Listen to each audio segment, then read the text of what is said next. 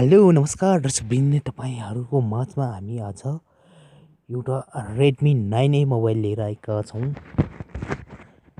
यसमा FRP lock लागेको छ। यस एफआरपी लकलाई कसरी रिमुभ गर्ने भन्ने विषयमा सम्पूर्ण डिटेलमा भिडियो लिएर आएका छौं। यो भिडियोलाई अन्तिमसम्म हेरेर साथ दिनुहोला भन्न चाहे। सबैभन्दा पहिला यसलाई स्किप गरौँ। भाषा सिलेक्सन गर्नुपर्ने रहेछ र आफ्नो कन्ट्री सिलेक्ट गर्नु होला। कन्ट्री सिलेक्ट गरेपछि नेक्स्ट गर्नु होला र यहाँ चेक गरेर फेरि नेक्स्टमा क्लिक गर्नु होला। फेरि नेक्स्ट गरौँ र यहाँ आफ्नो वाइफाई कनेक्ट गर्नु होला। मैले मेरो वाइफाई कनेक्ट गरेँ।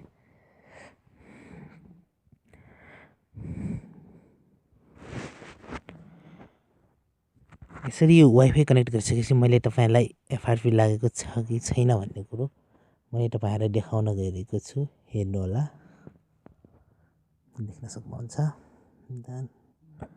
डन टु कपी गरे।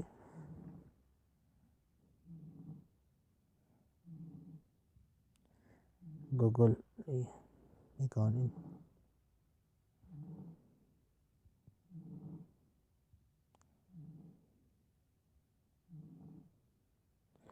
देख्न सक्नुहुन्छ साथीहरु। तपाईको नेक्स्ट बटन बाहेक अरु केही पनि देखेको छैन। नेक्स्ट बटनमा भन्दा माथि इमेल एड्रेस टाइप गर भनिरहेको छ। अब हामी ब्याक गरौँ, सिधै ब्याक गरेर जाउँ। अब हामी सुरुकै पोजिसनमा आएका छौं र अब हामीले सबैभन्दा पहिला के गर्नुपर्छ भने नेक्स्ट गरौँ, फेरि नेक्स्ट गरौँ, फेरि नेक्स्ट गरौँ। त्यसपछि यहाँ चेक गरौँ अनि नेक्स्ट गरौँ है त। चेक गर्यौं, फेरि नेक्स्ट गरौँ, फेरि नेक्स्ट गरौँ। अब हामीले वाइफाई कनेक्ट गरिसकेका छौं। अब के गर्नुपर्छ फेरि भने एड नेटवर्कमा गएर यहाँ तपाईले के जे पनि लेख्नु होला र सिलेक्ट गर्नु होला अनि यो माथि भएको एरो बटनमा क्लिक गर्नु होला र जीमेलमा थिची राख्नु होला है त। थिची राखेर अब नोटिफिकेसनमा क्लिक गर्नु होला अनि एडिसनल सेटिङमा क्लिक गर्नु होला। एडिसनल सेटिङमा क्लिक गरेपछि हेल्प एन्ड फेसबुकमा क्लिक गर्नु होला।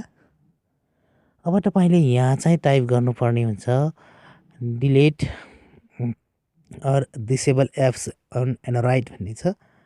यसमा तपाईले क्लिक गर्नु होला। Delete or disable apps on एन्ड्रोइड भन्नेमा क्लिक गर्नु होला। अब तपाईले क्लिक गर्नुहुन्छ ट्याब टु एप्लिकेसन सेटिङमा क्लिक गर्नु होला। यसरी क्लिक गर्दा बित्तिकै अब यहाँ लोडिङ भइरहेको छ। केही समय प्रतीक्षा गर्नु होला र अब क्रोम ब्राउजरमा क्लिक गर्नु होला। अब यसलाई ओपन गर्नु होला। ओपन गरिसकेपछि एक्सेप्ट गर्नु होला र नो थ्याङ्क्समा क्लिक गर्नु होला। अब यहाँ तपाईले गर्नुपर्छ सर्च गर्नुपर्ने हुन्छ। दुईटा एप्सलाई तपाईले सर्च गर्नुपर्ने हुन्छ। एउटा गुगल एकाउन्ट म्यानेजर र अर्को एफआरपी बाइपास भन्ने। मैले सजिलोको लागि बिके स्मार्टफोन हाने। यसबाट सजिलो हुन्छ एफआरपी बाइपास डाउनलोड गर्नलाई। बिके स्मार्टफोनबाट डाउनलोड गर्न सक्नुहुन्छ तपाईले। अर्थात् सिधै तपाईले गुगलमा एफआरपी बाइपास भनेर हानेर पनि डाउनलोड गर्न सक्नुहुन्छ है त। अब यहाँ गुगल एकाउन्ट म्यानेजर छ, गुगल एकाउन्ट बाइपास रहेछ। यसलाई क्लिक गर्नु होला र यसको केही तलतिर आउनु होला। यसको 2 नम्बरमा छ, सेकेन्ड नम्बरमा यसलाई क्लिक गर्नु होला। यसरी क्लिक गरिसकेपछि ओके बटनमा क्लिक गर्नु होला र यो डाउनलोड हुन सुरु हुन्छ। त्यसलाई डिटेलमा देखाएको छ, हेर्नु होला। अब माथि फर्स्ट बारमा गएर तपाईले यहाँ हाल्नु होला गुगल एकाउन्ट म्यानेजर भनेर।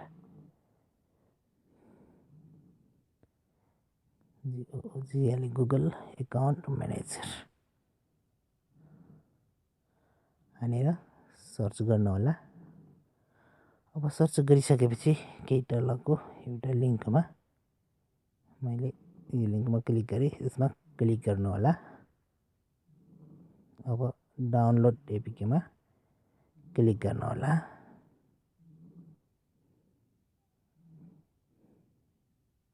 यसलाई क्लोज गरिदिउँ। अब डाउनलोड फ्रम सेभर सर्भर भन्छ, यसबाट क्लिक गर्नु होला र ओके बटनमा क्लिक गरेर डाउनलोड गर्नु होला।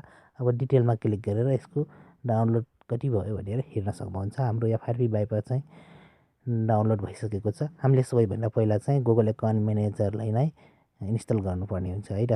यसलाई केही समय लाग्छ डाउनलोड हुन, केही समय प्रतीक्षा गरौँ।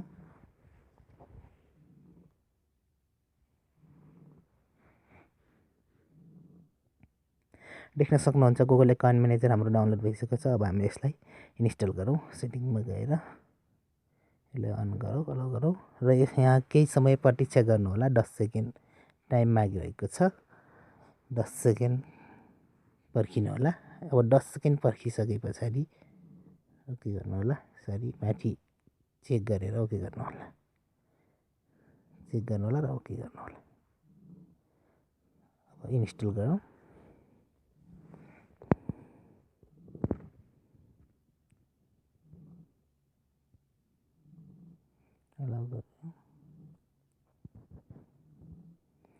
अब यहाँनिर भने साथीहरू तपाईँले यहाँ ओपन नगर्नु होला। यसलाई चाहिँ ब्याक गर्नु होला सिधै र अब एफआरपी एपिकेमा बाइपास एपिकेमा क्लिक गर्नु होला है त। अब यहाँ क्लिक गरिसकेपछि यसलाई इन्स्टल हुन्छ। इन्स्टल गरिसकेपछि ओपन गर्नु होला। अब ओपन गरिसकेपछि माथि 3 डटमा गएर साइन इन ब्राउजरमा क्लिक गर्नु होला। केही समय ल्याउँछ, प्रतीक्षा गर्नु होला र यहाँ आफ्नो इमेल एड्रेस टाइप गर्नु होला र पासवर्ड हानेर नेक्स्ट बटनमा क्लिक गर्नु होला। अब साइन इन भइसकेपछि आफै ब्याक हुन्छ, हेर्नु होला। यो देख्न सक्नुहुन्छ मजाले ब्याक भएछ। अब तपाईँले आफ्नो मोबाइललाई रिबुट गर्नु होला, रिस्टार्ट गर्नु होला। देख्न सक्नुहुन्छ मैले मोबाइललाई रिबुट गरिदिएँ।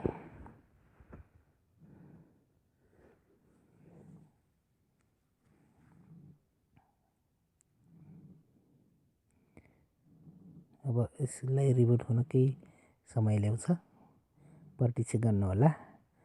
अब हाम्रो मोबाइल रिबुट भएर खुलिसकेको छ। देख्न सक्नुहुन्छ त्यो अगाडि थियो, मैले पछि ब्याक गरिरहेको छु। देख्न सक्नुहुन्छ हाम्रो मोबाइल रिबुट भइसकेको छ। अब हामी फेरि नेक्स्ट गरौँ र यहाँ ल्याङ्ग्वेज सेलेक्ट गरेर आफ्नो कन्ट्री सेलेक्ट गरेर नेक्स्ट गर्नुपर्ने हुन्छ। त्यो तपाईँलाई थाहा छ। अब यहाँ चेक गरेर नेक्स्ट गरौँ। यहाँ पनि नेक्स्ट गरौँ। अनि यहाँ एउटा प्रब्लम छ साथीहरू, मैले त्यो तपाईँलाई देखाउन गइरहेको छु। एकचोटि ध्यान दिएर हेर्नु होला। हामीले यो स्टेपमा पुरा गर्न सक्दैनौँ किनभने एउटा समस्या देखाइरहेको छ। रेडमीको प्राय सबै फोनहरूमा देखाइरहेको छ यस्तो समस्या। यसको समाधान पनि मैले दिनेछु। यो भिडियोलाई ध्यान दिएर अन्तिमसम्म हेर्नु होला। अब देख्न सक्नुहुन्छ यहाँ हाम्रो गुगल त साइन इन भइसकेको छ। मैले टिप्स टेक्नोलोजी हेडर 224 भन्ने साइन इन गरेको छु। अब समस्या भनेको कहाँनिर आउँछ भने अब आउँछ जब यो गुगल सर्भिस भनेर देखाएको छ।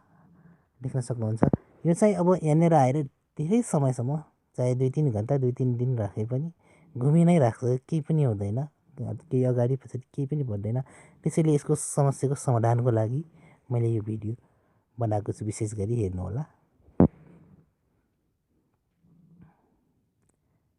देख्न सक्नुहुन्छ घुमिरहेको छ। अब हामीले केही नगरौँ, यसलाई ब्याक गरौँ। ब्याक गरेर हामीले के गरौँ भनेपछि देख्न सक्नुहुन्छ ब्याक गरौँ। अब यसलाई मोबाइललाई अफ गरौँ। अब अफ गरिसकेपछि हामीले मोबाइललाई रिसेट गर्नुपर्ने हुन्छ। हार्ड रिसेट गरौँ। हार्ड रिसेट गर्नको लागि अब तपाईँले मोबाइलको पावर बटन र भोल्युम अफ बटन थिचिराख्नु होला।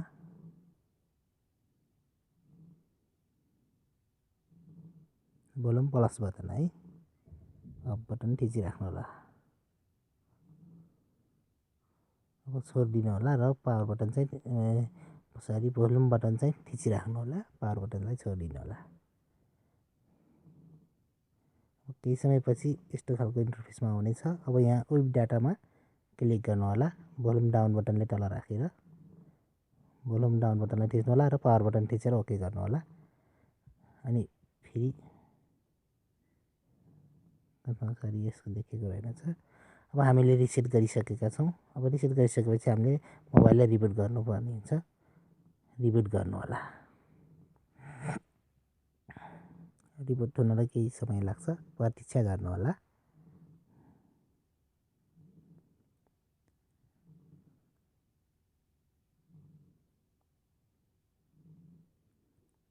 अब हाम्रो मोबाइल रिबुट भइसकेको छ देख्न सक्नुहुन्छ। अब तपाईँले ध्यान दिनु होला, स्टेप बाई एउटा स्टेप गर्नु भने फेरि हुने छैन है त। अब यहाँ आफ्नो ल्याङ्ग्वेज सेलेक्ट गर्नु होला। इङ्ग्लिस किङडममै छ, युनाइटेड किङडममै छ। अब यहाँनिर चाहिँ तपाईँले ध्यान दिनुपर्ने आफ्नो सिमलाई पनि निकाल्नु होला है त। मैले मेरो सिमलाई निकालिदिएँ, मोबाइल भएको सिमलाई। अब फेरि नेक्स्ट गर्नु होला सिम निकालेर। तपाईँले एउटा स्टेप मिस्टेक गर्नुभयो भने फेरि तपाईँको मोबाइल हुँदैन है। कति भिडियोलाई स्किप नगर्नु होला भन्न चाहे। अब यहाँ चेक गरेर नेक्स्ट गरौँ। केही समय पर्खिनु होला। अब हाम्रो सिम पनि छैन, देख्न सक्नुहुन्छ। अब नेक्स्ट गरौँ। अब यहाँ कुनै पनि नेटवर्कको कनेक्ट नगर्नु होला है त। अब फेरि स्किप गरौँ। अब सिधै इस्तेमालमा गएको छ, नेक्स्ट गरौँ, एक्सेप्ट गरौँ। केही समय पर्खिनु होला। अब हामी यहाँनिर चाहिँ हामीले सिम्पल कुनै लक राखौँ। यहाँनिर मैले प्याटर्न राखेँ, देख्नु होला। केही समय पर्खिनु होला। अब गो टु। अब हामीले यहाँनिर सिम्पल मैले रक राखिदिएँ यहाँ बनाएर, फेरि हाल्यो। अब लक राखिदियो, नेक्स्ट गरौँ, फेरि नेक्स्ट गरौँ। अब यहाँनिरबाट चाहिँ फेरि हामीले ब्याक गर्नुपर्ने हुन्छ साथीहरू है। कुनै पनि स्टेप मिस्टेक नगर्नु होला साथीहरू, नत्र एफआरपी बाइपास हुन अलिक गाह्रो नै पर्छ।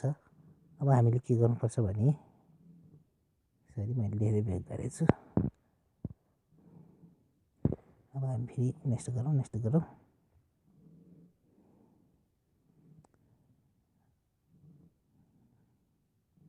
नेक्स्ट गरौँ।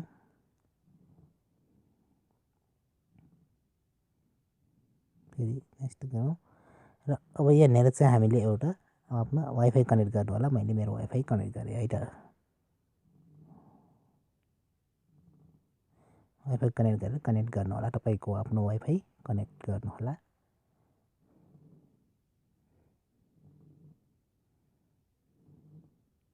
अब नेक्स्ट गर्नु होला।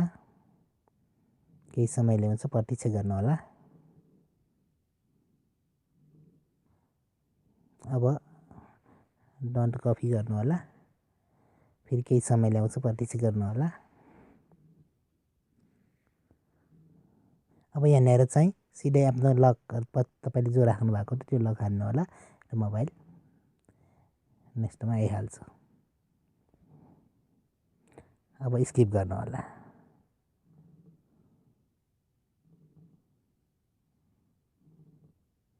स्किप गर्नु होला।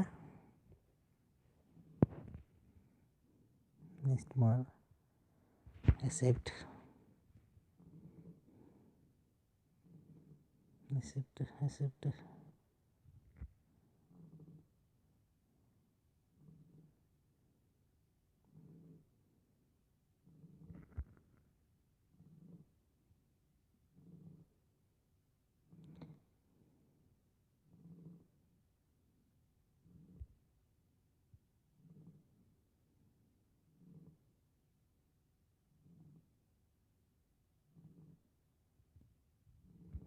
यहाँनिर केही समय ल्याउँछ, प्रतीक्षा गर्नु होला साथीहरू। अब स्किप गरौँ, स्किप गरौँ, फेरि स्किप गरौँ, स्किप र सेटअप कम्प्लिट भनेर हाम्रो सेटअप कम्प्लिट भइसकेको छ। केही समय प्रतीक्षा गर्नु होला। यहाँ लोडिङ भइरहेछ, देख्न सक्नुहुन्छ साथीहरू। हामीले कति सजिलै मोबाइलको एफआरपी अनलक गरिसकेका छौँ रेडमी 9A को। तपाईँले रेडमीको जुनसुकै सेटले पनि यसरी अनलक गर्न सक्नुहुन्छ। हस्त साथीहरू, तपाईँलाई भिडियो कस्तो लाग्यो, जस्तो लाग्यो त्यस्तै सल्लाह सुझाव र प्रतिक्रिया लेखी पठाउन भने हामीलाई नभुल्नु होला। दर्शक यो भिडियो हेर्नुभएकोमा धेरै धेरै धन्यवाद।